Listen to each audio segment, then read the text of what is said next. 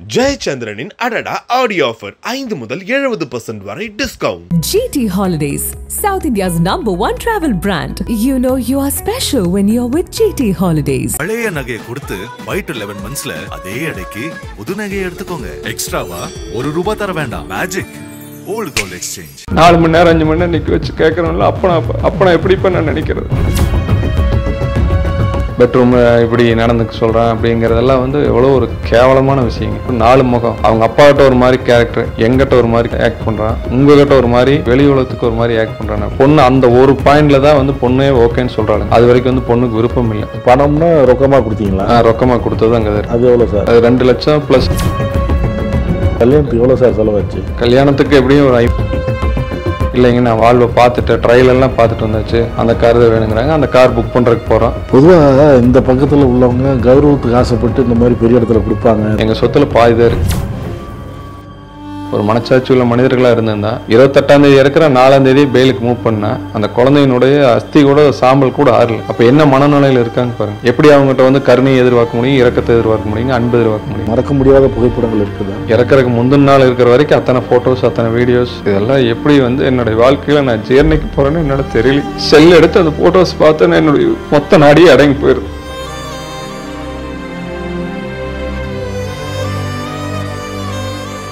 அந்த 300 பவுனு போடுறேன்னு சொன்னீங்க.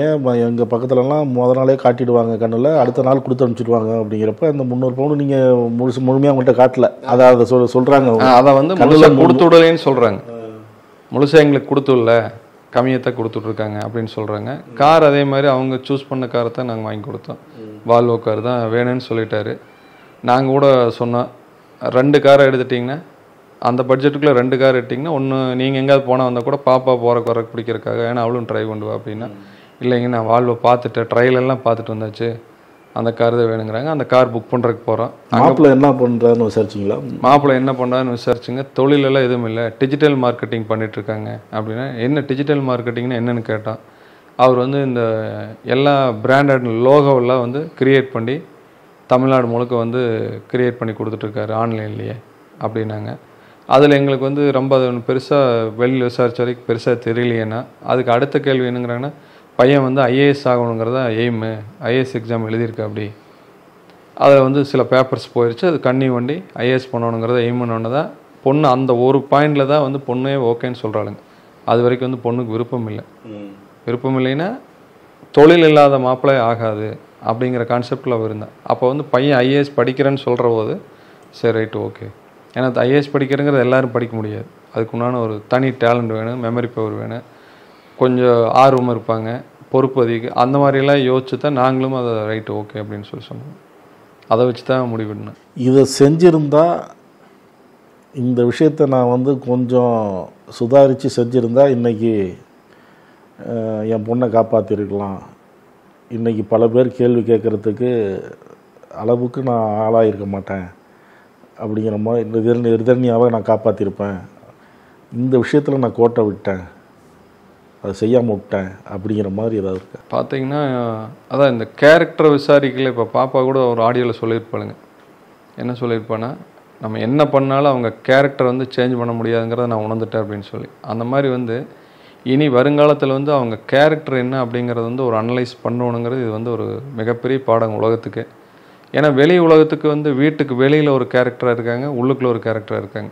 ஆனால் பொண்ணு ஆரம்பத்துலேருந்தே சொன்னாலுங்க, என்ன சொன்னான்னா, அவனுக்கு ஒரு 4 முகம், அவங்க அப்பாக்கிட்ட ஒரு மாதிரி கேரக்டர் ஆக்ட் பண்ணுறான், எங்கிட்ட ஒரு மாதிரி ஆக்ட் பண்ணுறான், உங்ககிட்ட ஒரு மாதிரி ஆக்ட் பண்ணுறான், அப்படி வெளி உலகத்துக்கு ஒரு மாதிரி ஆக்ட் பண்ணுறான். அப்படி நான் என்ன வந்து அதை கேஷுவலாக எடுத்துட்டேன்னா, நம்மகிட்ட நடித்து எனத்தாக போகுது, நம்மகிட்ட மீறி போனால் சொத்துக்கு தான் ஆசைப்படணும், அது நம்ம கொடுக்குறதுக்கு தயாராகிற கொடுத்துருக்குறா, மீறி போனால் சொத்து தானே, அது உனக்கு எப்படி இருந்தாலும் நம்ம கொடுக்குறதானே சாமி, இதில் போய் நான் எங்கிட்ட நடிக்கிறல ஒன்று நான் அப்படி எடுத்துட்டேங்க. ஆனால் சொல்ல வந்த விஷயத்தை அந்த இடத்துல நான் கொஞ்சம் வந்து தவறுதல் பண்ணிட்டேன். அதை அப்போவே கொஞ்சம் அனலைஸ் பண்ணியிருந்தால் கண்டிப்பாக இன்றைக்கி வந்து என்னுடைய மகள் வந்து என்னுடைய வீட்டில் இருந்திருப்பாங்க. அது வந்து இப்போ நான் சிந்திச்சு பார்க்குறோம், எந்த இடத்துல தவறு பண்ணிட்டேன்னா அந்த இடத்துல தவறு பண்ணியிருக்கேன். பொதுவாக இந்த பக்கத்தில் உள்ளவங்க கௌரவத்துக்கு ஆசைப்பட்டு இந்த மாதிரி பெரிய இடத்துல கொடுப்பாங்க, தன்னை விட வசதியான உள்ள இடத்துல கொடுப்பாங்க, அது ஒரு அவங்களுக்கு ஒரு சமுதாயத்தில் அவங்களுக்கு ஒரு கௌரவம் ஆகுது அப்படிங்கிறாங்க. அப்படி வந்து நாங்கள் நினைக்கலைங்க. உண்மையை சொல்லப்போனால் எங்களை விட பாதி சொத்து கூட இல்லைங்க அவங்களுக்கு. இதுதான் உண்மைங்க. நீங்கள் விசாரிச்சிங்கன்னா நம்ம சொத்து வத்து என்ன அவங்க சொத்து வத்து என்னன்னு விசாரிச்சிங்கன்னா எங்கள் சொத்தில் பாதி தான் இருக்குது. இதுதான் உண்மை. அது நிறைய வெளி உலகத்துக்கு வந்து 20 லட்சம் வாடகை வருது, 200 கோடி சொத்து இருக்குது, அவர் மிகப்பெரிய இது அப்படின்லாம் சொல்கிறாங்க. அது நீங்கள் விசாரிச்சிங்கன்னா ஏன்னா நானாக என் வாயில் சொல்லக்கூடாது.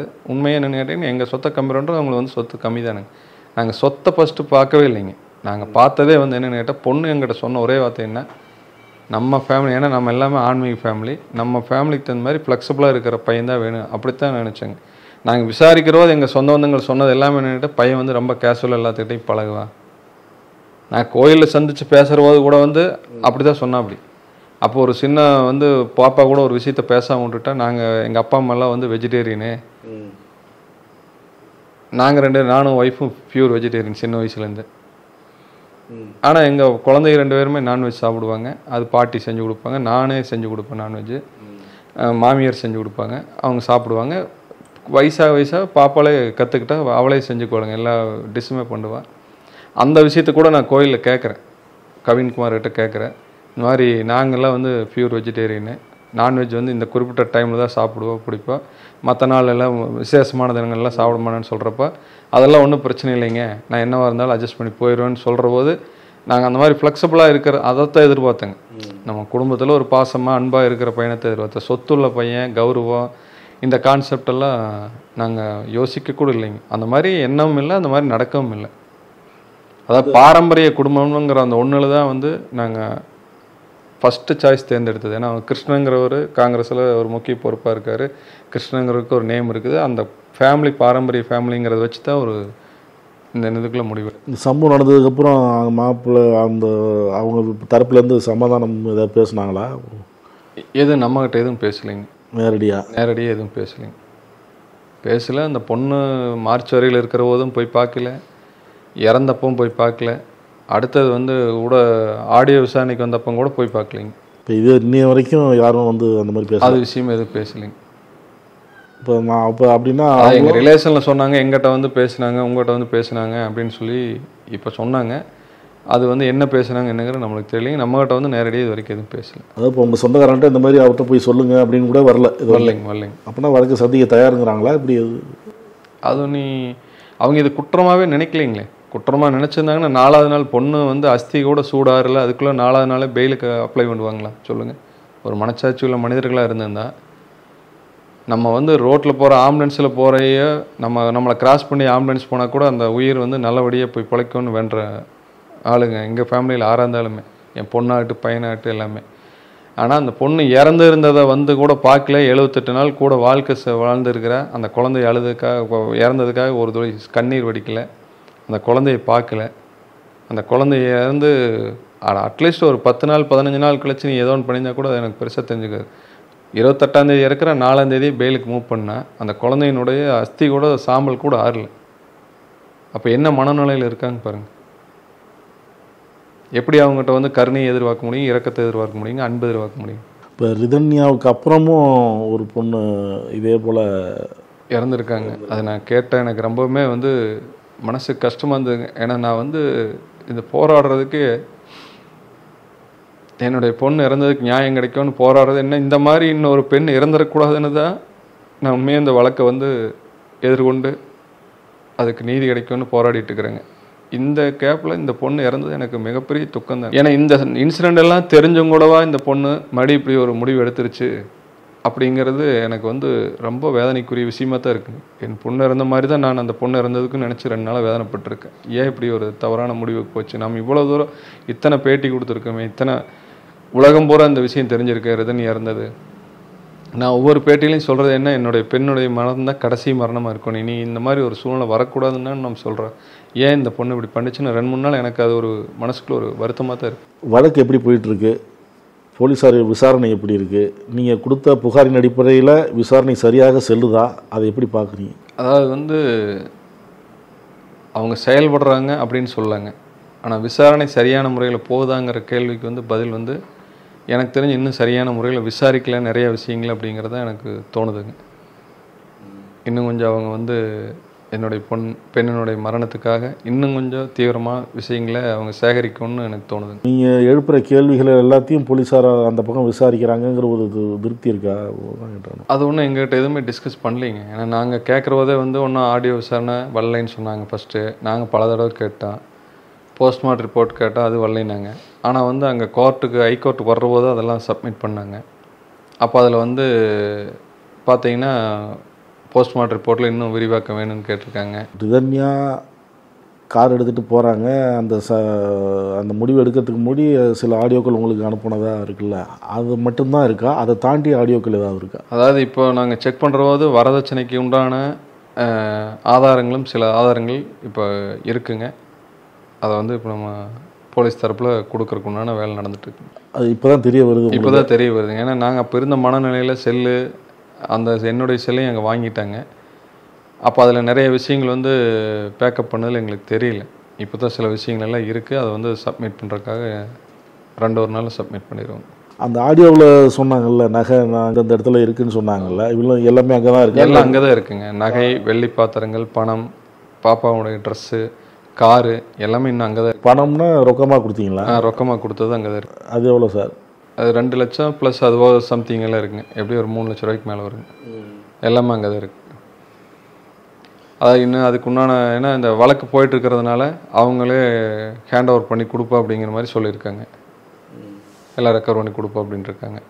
எல்லாமே அங்கே தான் இருக்குங்க. உங்கள் பையன் வந்து அழுதாரு ஒரு காணொலியில். ஆமாங்க. அக்கா மேலே மிகுந்த பாசம். ஆமாங்க. அக்காவுக்காக தான் வந்து சொல்லையிலே என்ன சொல்லிட்டேன்னாங்க, என்னை நல்லா படிக்க வச்சுருக்கீங்க, எனக்கு ஒரு தொழில் மட்டும் அமைச்சு கொடுத்துருங்க, மற்றபடி உங்கள் சொத்தில் வந்து அக்காவுக்கு நான் வந்து சொத்தில் இது பாதி எடுத்துக்குவேன், அல்லது வந்து எனக்கு இவ்வளோ வேணும் அவ்வளோ வேணும் ஏதாவது நான் கான்செப்டில் நாளைக்கு வருவேன் அப்படிங்கிறதெல்லாம் வேண்டாம். அக்காவுக்கு மனம் சந்தோஷமாக அக்காவுக்கு என்ன வேணுமோ அக்காவுக்கு பண்ணுறதெல்லாம் பண்ணிடுங்க. அவன் அந்த வாக்குறுதி கொடுத்ததுனால தான் நாங்கள் வந்து இவ்வளோ சிறப்பாகவே பண்ணுங்க. எல்லாமே கல்யாணமாகட்டும், பவுன் போகிறதாகட்டும், கார் வேணுங்கிற கார் வாங்கி. கல்யாணத்துக்கு எவ்வளோ சார் செலவாச்சு? கல்யாணத்துக்கு எப்படியும் ஒரு 50 லட்ச ரூபாய்க்கு மேலே இருக்குங்க. கல்யாணம் அது இல்லாமல் காரு மொத்த செலவு, காரு, நகைகள் இதெல்லாமே, அதுவாக துணிமணிகள்.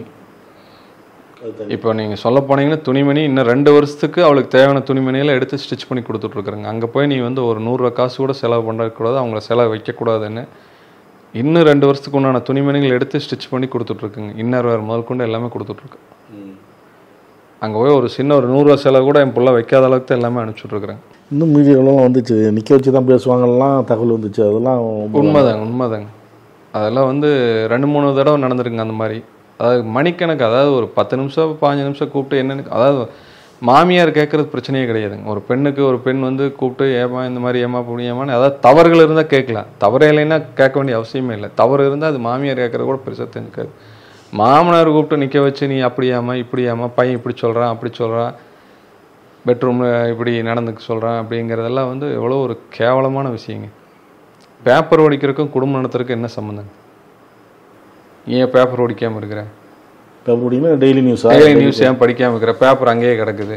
இந்த மாதிரி நிறைய விஷயங்கள் வந்துங்க சொன்னால் நீங்கள் 100கணக்கான விஷயம் சொல்லுங்க. இதெல்லாம் நீ ஒரு 4 நாளைக்கு ஒரு 5 நாளைக்கு நிற்க வச்சு கேள்வி கேட்டே இருந்தால் யாராக இருந்தாலும் மனநல உளைச்சல் வராதுங்க. ஃபஸ்ட் டைம் சொன்னப்போ வந்து எங்கிட்ட சொன்னாலுங்க, நான் அப்போ என்ன சொன்னேன்னா, தங்க நான் வந்து உனக்கு சொல்லி விடையிலையே, அங்கே ஒரே பையன்தான் இருக்குது, நீ அப்பா அம்மாவை நினச்சிக்கா, நான் அப்பா அம்மாவை இருக்கிற மாதிரி அங்கே அப்பா அம்மாவை நினச்சிக்கா, அவங்கள வந்து மனசார ஃபீல் பண்ணிட்டீங்கன்னா அவங்க ஏன்னா ஒரு பையனை வச்சுக்கனால பையனுக்கு இது பிரித்து புள்ள கூட்டிகிட்டு போயிடுவாளுங்கிற ஒரு எல்லாத்துக்குமே. எனக்கு ஒரு பையன் மட்டும் இருந்து ஒரு மருமக வந்தால் நான் கூட அப்படி நினைக்கல, அந்த மாதிரி ஒரு எண்ணம் கூட அவங்களுக்குள்ள வரல. அந்த எண்ணம் வராத அளவுக்கு நீ வந்து நடந்துக்கா அப்படின்னு சொன்னதுக்கு, அந்த நிற்க வச்சு கேள்வி கேட்டதுக்கு எங்கிட்ட வந்து சொன்னப்போ நான் சொல்கிறேன், அப்பா நான் பேசுன மாதிரி நினச்சிக்க சாமிங்கிற. அதுக்கு அவள் திருப்பி கேட்டாளுங்க, என்னை எப்பப்போ நீங்கள் நிற்க வச்சு கேள்வி கேட்டுருக்கிறீங்க, வந்து உட்கார் சாமின்னு சொல்லிட்டு என்ன சாமி பிரச்சனைன்னு தான் கேட்பீங்க, 4 மணி நேரம் 5 மணி நேரம் நிற்க வச்சு கேட்குறோம்ல, அப்பனா எப்படிப்பா நான் நினைக்கிறது அப்படின்னு கேட்குறேன். மறக்க முடியாத புகைப்படங்கள் இருக்குதா? அதாவது எதுக்காக இவ்வளோ புகைப்படங்களை எடுத்தா? அது இப்போ பாருங்கள், அந்த 22ஆம் தேதி 23ஆம் தேதி வந்து பார்த்தீங்கன்னா எல்லாத்துடைய செல்ஃபோனில் இருக்கிற புகைப்படங்களை பூரா ஒரே செல்லுக்காக வாட்ஸ்அப் பண்ணியிருக்காங்க, ஸ்டோரேஜ் பண்ணியிருக்கேன். நான் இப்போ இதெல்லாம் தொலைவுறது தான் இந்த சின்ன எவிடன்ஸ் எல்லாம் இப்போ மறுபடியும் திரும்ப எனக்கு கிடச்சிதுங்க. இதெல்லாம் செக் பண்ணுற போது